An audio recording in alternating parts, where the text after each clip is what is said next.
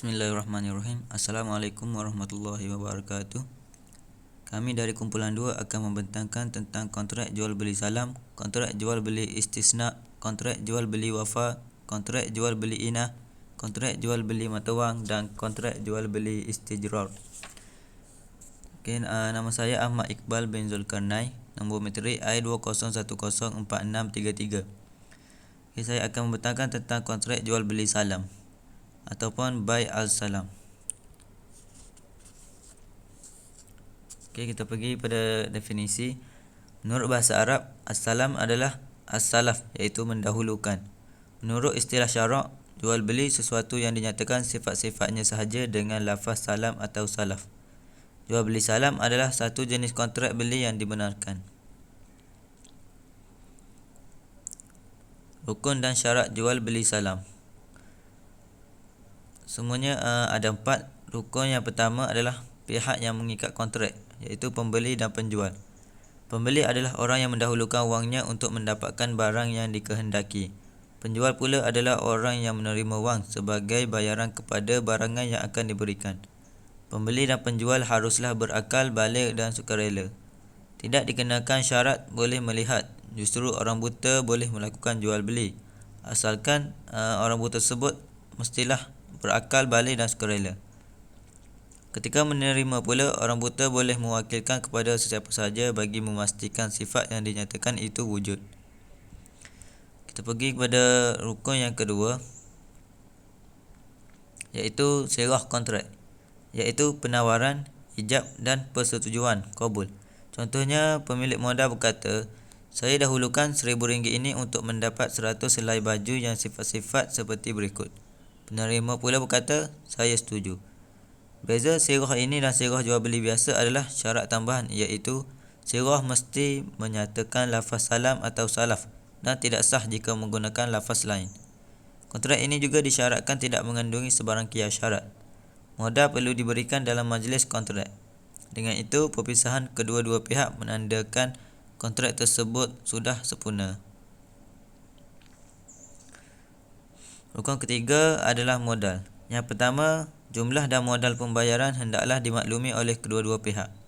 Contohnya, jika bayarannya ialah RM2,000 dan bayarannya dibuat menggunakan barangan yang boleh disukat atau ditimbang, jumlah sukatan dan timbangan perlu dinyatakan. Contohnya, 1,000 cupak atau 1,000 kati. Jika bayaran tersebut boleh dilihat, contohnya pembeli membayar seguni gandum bagi mendapat barangan tertentu atau pembeli menggunakan dirham. Yang kedua, penyerahan modal oleh pembeli dan penerimaan modal oleh penjual perlu dalam masa kontrak, iaitu sebelum mereka berpisah secara fizikal, kerana penyerahan ini adalah objektif asal dalam jual beli salam. Jika penyerahan tidak berlaku, bermakna tidak wujud kontrak jual beli salam. Penerimaan tersebut disyaratkan mestilah penerimaan yang hakiki. Kita pergi kepada rukun yang terakhir. Rukun keempat adalah barangan yang ditempah. Yang pertama, barang tersebut mestilah boleh dinyatakan sifat-sifat dan ciri-cirinya.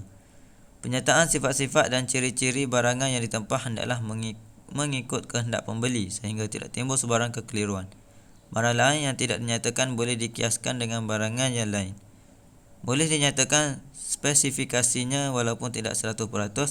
Jika barangan tersebut tidak boleh dinyatakan spesifikasinya, barangan tersebut tidak sah untuk dijual secara jual beli salam. Yang kedua, barangan tersebut mestilah dikenal pasti jenis, kualiti, jumlah dan sifat oleh kedua-dua pihak. Contohnya gandum, barley. Contoh bagi kualitinya, barangan tempatan atau import. Contoh untuk jumlah, 1,000 gantang. Untuk sifat, dinyatakan warna, ukiran, acuan, tebal atau nipis dan lain-lain. Yang ketiga, barangan tersebut tidak bercampur aduk dengan pelbagai barangan yang berlainan jenis. Contohnya, makanan yang bercampur aduk dengan barangan dapur ataupun barangan elektronik, sedangkan kadar kandungan campuran tersebut tidak diketahui dengan jelas.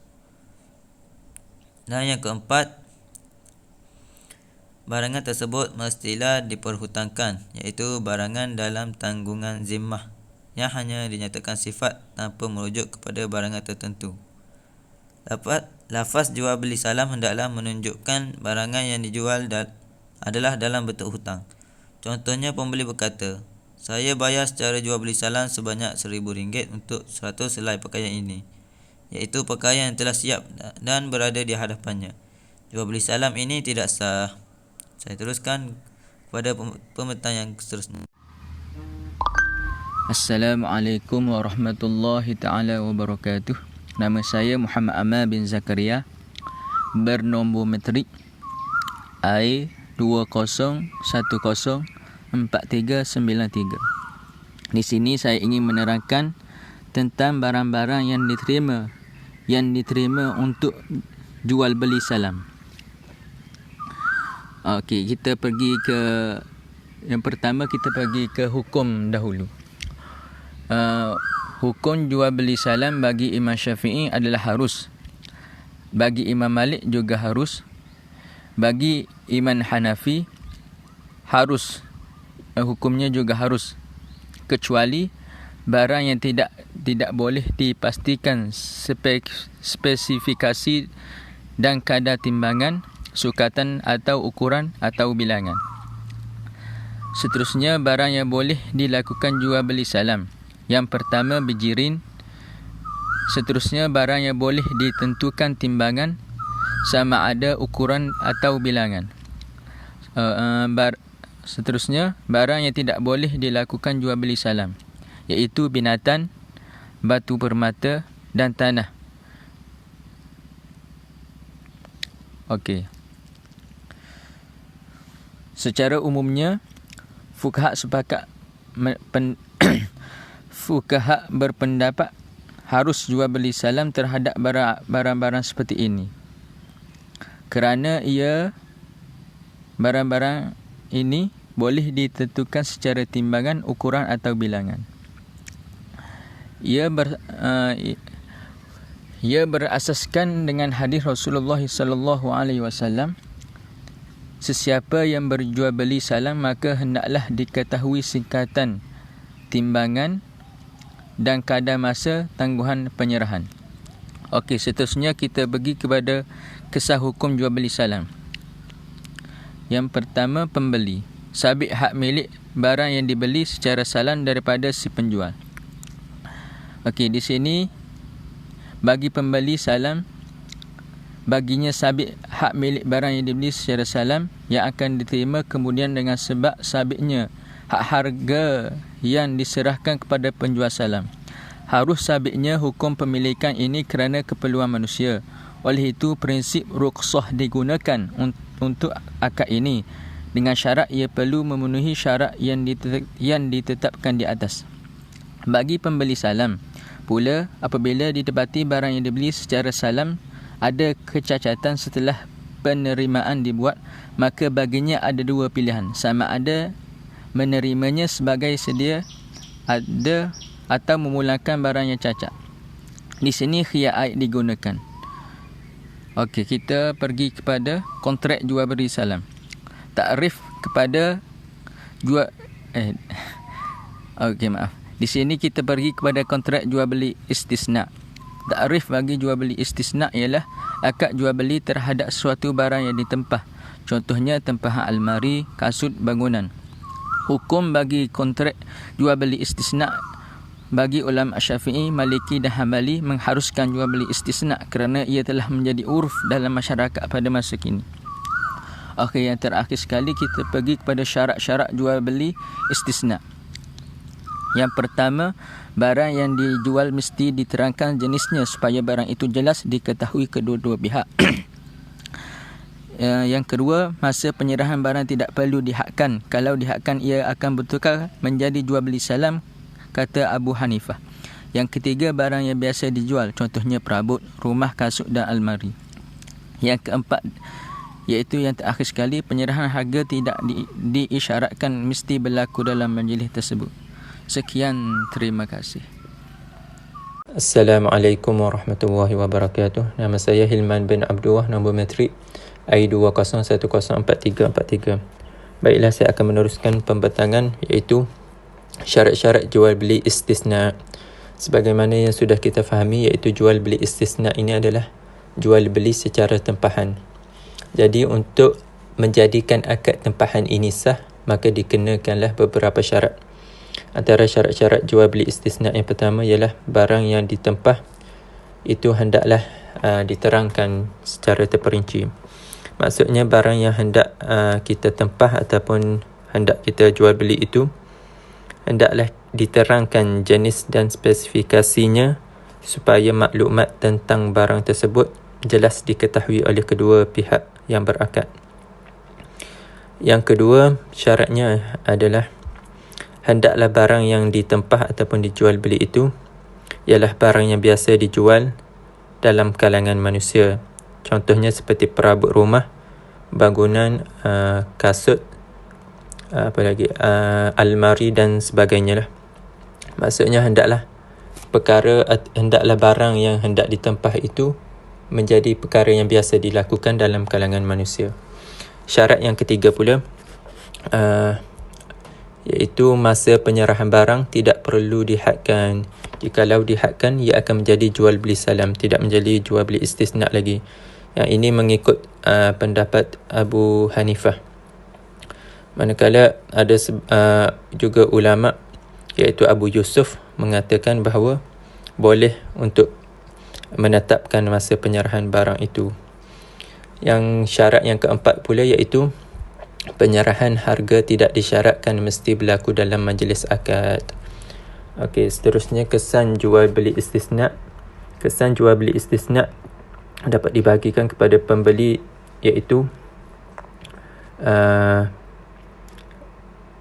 bagi pihak pembeli, apabila penjual menyerahkan barang yang memenuhi syaratnya, maka hak milik barang tersebut menjadi sabit tetapi ia tidak mengikat sehinggalah dia membuat ketetapan sama ada menerima ataupun menolaknya, kerana baginya masih ada hak khiyar iaitu hak memilih. Maksudnya kesan jual beli istisna kepada pembeli ini, apabila penjual menyerahkan barang yang ditempah itu yang memenuhi syarat, maka hak milik barang tersebut menjadi sabit kepada penjual tetapi ia masih lagi tidak mengikat sehinggalah pembeli ataupun penempah ini membuat keputusan sama ada mahu menerima, setuju ataupun menolak barang tersebut. Yang kedua pula, kesan jual beli istisna kepada penjual. Bagi pihak penjual pula, hak milik harga baginya adalah sabit dan mengikat apabila pembeli ataupun penempah melihat dan seterusnya kita pergi pada kontrak jual beli wafa', bai' al-wafa'. Bai' al-wafa' bermaksud jual beli bersyarat, iaitu penjual mensyaratkan dalam akad jual beli itu jika dia dapat membayar kembali harga barang yang diambil daripada pembeli, maka pembeli akan memulangkan semula barang yang dijual kepadanya.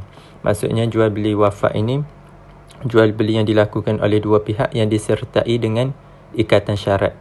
Iaitu syarat dia ialah barang yang dijual itu boleh dibeli semula oleh si penjual. Contohnya,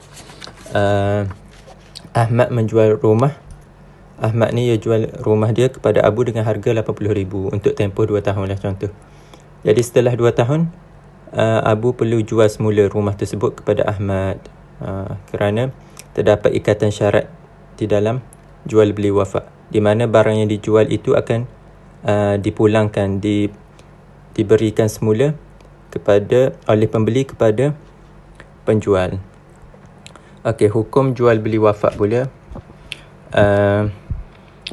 Ulama Hanafi dan sebahagian daripada ulama Syafi'i mengharuskan jual beli wafa' kerana manfaatnya, iaitu pembeli dapat memanfaatkan sebahagian harta yang dibelinya sebelum dikembalikan kepada penjual.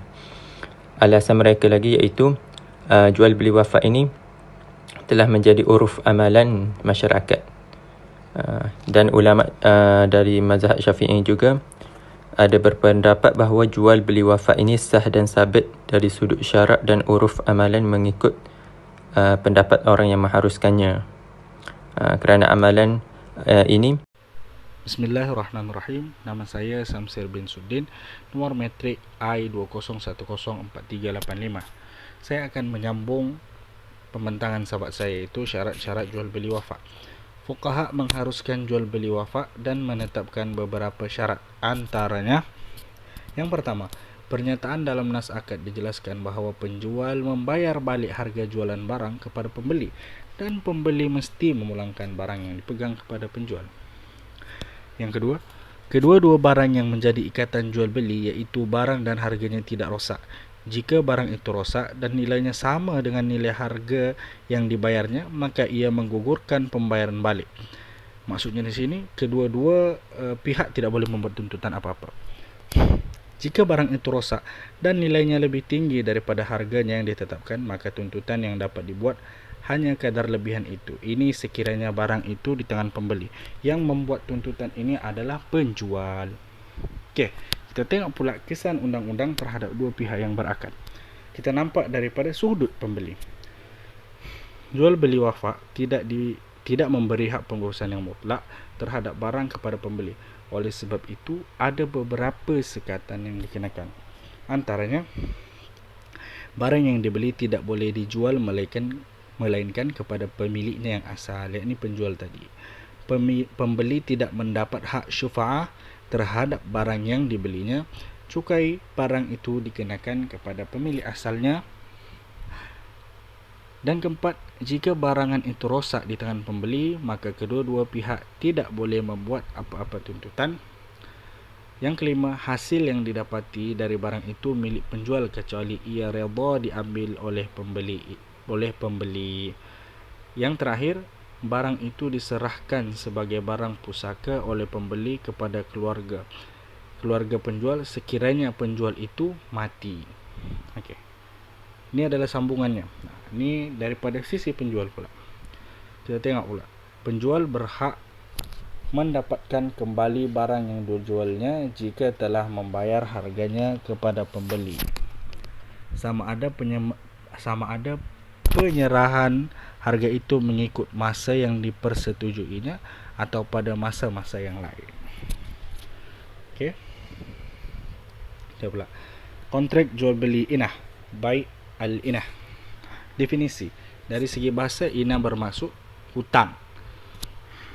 Dari segi istilah pula, ada dua istilah yang dapat saya berikan lah. Menurut penulis kitab Rad al-Mukhtar bai al-inah,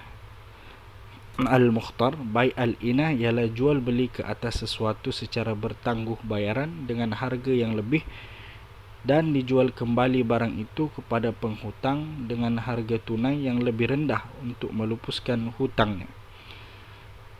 Yang kedua, menurut Ar-Rafiqi pula adalah jual beli sesuatu kepada seseorang dengan bayaran yang bertangguh, kemudian barang itu diserahkan kepada pembeli dan pembeli menjual kembali barang itu kepada penjualnya dengan harga tunai yang kurang daripada harga jualan yang pertama.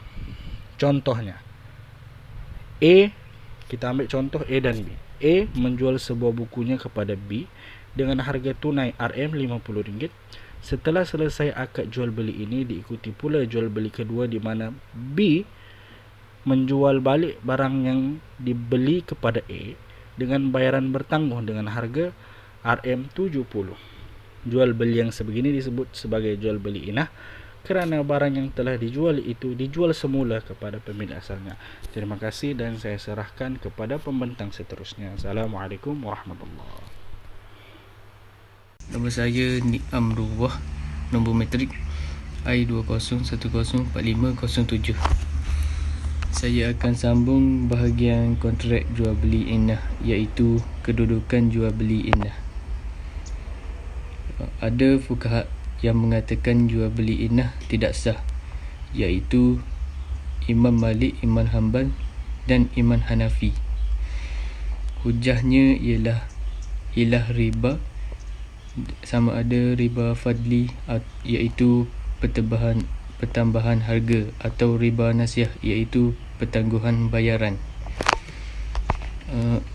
Ada nas yang mengatakan daripada hadis Aisyah, apabila Ummu Mahabbah memberitahu beliau bahawa dia telah mempunyai hamba perempuan yang menjual kepada Zaid bin Arqam dengan harga 200 dinar sampai dia dapat membayarnya. Kemudian Zaid menjual kembali kepada hamba tersebut kepada beliau secara tunai dengan harga 600 dirham. Aisyah berkata kepada Ummu Mahabbah, ia adalah sesuatu yang salah yang dijual atau dibeli, dan diberitahu kepada Zaid bahawa jihad yang dilakukan bersama Rasulullah tidak memberi erti kepadanya kecuali dia bertaubat dengan perbuatannya. Dari hadis tadi kita dapat lihat pertambahan harga daripada pemilik asal dan secara langsung pembeli menjual kepada pemiliknya semula. Ini bermaksud pinjaman tersebut ialah berbentuk seperti riba. Imam Syafi'i pula menerima jual beli ini sebagai sah, tetapi harus berdasarkan kias kepada hadis Rasulullah yang membenarkan jual beli buah tamar yang tinggi kualitinya dengan rendah kualitinya. Jika berlaku perbezaan pendapat dalam kalangan sahabat Rasulullah, maka Syafi'i mengambil kias sebagai penyelesaian. Yang kedua, zahir kontrak yang sudah mencakupi rukun dan syarat jual beli tanpa melihat kepada niat dan objektif orang yang berkontrak. Kita ambil contoh kepada Ali menjual laptopnya kepada Abu dengan harga RM2,000. Dengan bayaran tangguh itu, dia berhutang selama 12 bulan. Setelah selesai akad jual beli tersebut, Abu menjual kembali kepada Ali dengan harga RM1,500. Ini bermaksud Abu membayar hutang yang selebihnya dengan menjual semula kepada Ali. Kita masuk pada subtopik kontrak jual beli mata wang, bai al-asaf. Definisi perkataan saf dalam penggunaan umum bererti pemulangan, pemindahan atau penambahan. Fuqaha mendefinisikan bai al-saf itu ialah akad jual beli mata wang. Bai al-saf ditakrifkan sebagai jual beli mata wang dengan mata wang, sama ada sama jenisnya atau berlainan jenisnya. Mata wang adalah wang kertas yang digunakan pada masa kini. Ulama-ulama yang muktabar kebanyakan bersetuju meletakkan bahawa wang kertas yang dipakai adalah menepati wang yang sebenar, seperti mana kedudukan mata wang naqd, iaitu emas dan perak, dan mata wang yang lain. Wang kertas ini berbagai jenis bergantung kepada mana pihak yang mengeluarkannya. Contohnya wang rial, kertas Saudi satu jenis, wang kertas Malaysia, dan wang dolar Amerika satu jenis wang kertas. Asas hukum bai al-saf. Fuqaha mengharuskan jual beli mata wang berasaskan beberapa hadis Rasulullah. Hadis yang saya ambil ialah hadis riwayat Abdullah bin Ibnu Umar. Jual beli emas dengan mata wang emas ialah riba kecuali kedua-duanya sama. Ada beberapa syarat bai al-asaf bagi menentukan jual beli saf ini, maka perlu mengikut syarat-syarat tersebut. Yang pertama, mesti sama nilai antara dua jenis barang tersebut, seperti emas dengan emas, perak dengan perak. Jika jual beli itu berlaku antara dua jenis barang yang berlainan, seperti emas dengan perak, maka ia boleh berlebih kurang. Demikian juga jual beli itu berlaku antara mata wang Malaysia dengan mata wang Amerika, kerana jenisnya berlainan. Yang kedua, penerimaan kedua pihak terhadap barang dan harga mesti diterima dalam majlis akad. Maksudnya berlaku penerimaan kedua-duanya sebelum mereka berpisah daripada majlis akad tersebut. Yang ketiga, tidak ada syarat khiyar yang dimaksudkan dalam akad jual beli saf. Dimaksudkan sini, jika dimasukkan syarat khiyar di dalamnya, maka akad itu menjadi fasik. Yang keempat, tidak disyariatkan dalam akad itu penangguhan penyerahan salah satu daripada barang yang diakad atau penangguhan kedua-duanya. Jika syarat ini dimasukkan, maka akad itu menjadi fasik. Bismillahirrahmanirrahim. Assalamualaikum warahmatullahi wabarakatuh. Nama Muhammad Abdul Akram bin Bakti. Nombor metrik I20104622. Saya akan bentangkan tentang kontrak jual beli istijrar. Maksud istijrar iaitu perkataan al-istijrar dalam penggunaan umum berarti menarik, atau dalam urusan harta mengambil sedikit-sedikit. Maksud mengambil barang keperluan secara sedikit demi sedikit. Fuqaha mendefinisikan bai' al-istijrar bermaksud membeli barang keperluan daripada penjual dengan membayar harganya kemudian. Sebenarnya kita beli barang keperluan dan ambil sedikit-sedikit dan membayar harganya kemudian. Contoh macam kita ambil hari ini, ke ujung bulan kita baru bayar. Seterusnya, hukum jual beli istijrar. Ada 3 hukum jual beli istijrar, iaitu yang pertama harus, kedua harus tetapi khilaf, yang ketiga haram. Yang pertama harus ialah seperti sekiranya harga barang itu telah jelas diketahui dan kuantiti barang jelas. Maksudnya harga kita tahu, kita dah ketahui dan barang ada, itu harus. Seperti mekanik. Contoh mekanik order barang dari pembekas sedikit demi sedikit dan harga telah dipersetujui awal. Seterusnya harus tetapi khilaf. Sekiranya harga tidak ditetapkan awal tetapi takluk kepada kebiasaan amalan dan masyarakat tidak begitu berkira tentang apa jua sedikit perbezaan yang wujud. Maksudnya sekiranya satu harga barang itu ada perbezaan antara, contoh macam harga barang itu ada perbezaan sedikit harga, contoh RM1 atau beza RM2, dia penjual dan pembeli tidak berkira, itu harus, tetapi ada khilaf. Yang ketiga haram, iaitu jika harga tidak ditetapkan awal dan masyarakat berkira tentang perbezaan kuantiti dan harga serta boleh berlaku pertikaian. Maksudnya harga itu dipertikaikan, maksudnya penjual berkira, pembeli pun berkira harga, itu ada boleh jatuh hukum haram. Itu saja.